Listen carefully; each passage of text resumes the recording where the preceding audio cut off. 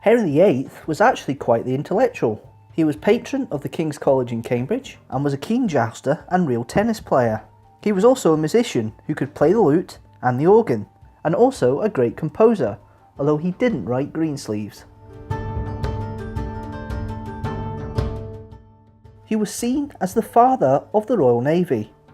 When he came to the throne in 1509, there were only 5 ships.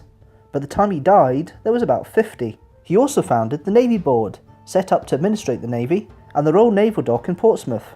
His most famous ship, of course, was the Mary Rose, which sunk off the coast of Portsmouth in 1545.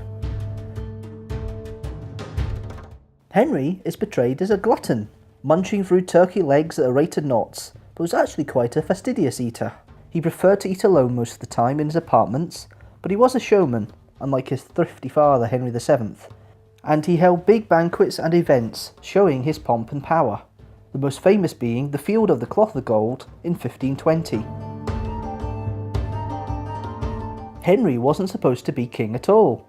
His older brother Arthur died in 1502, shortly after marrying a certain Catherine of Aragon. Henry then became heir to the throne. Henry is known for creating the Church of England, but actually wasn't that Protestant at all. He in fact created the church after the Pope would not allow him to divorce Catherine, whom he married in 1509. The creation of the Church of England was to allow him to divorce Catherine so he could marry Anne Boleyn. Henry was a staunch defender of the Catholic faith, even writing a book against Martin Luther's teachings. He was given the title Defender of the Faith by the Pope for this book, a title which the monarch holds to this day.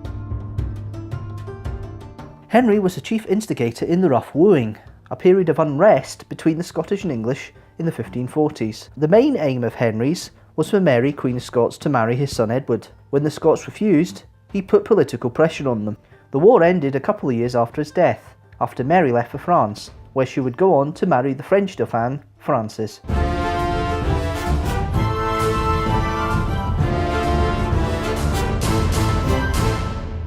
He's the man of indomitable spirit. He is Winston Churchill.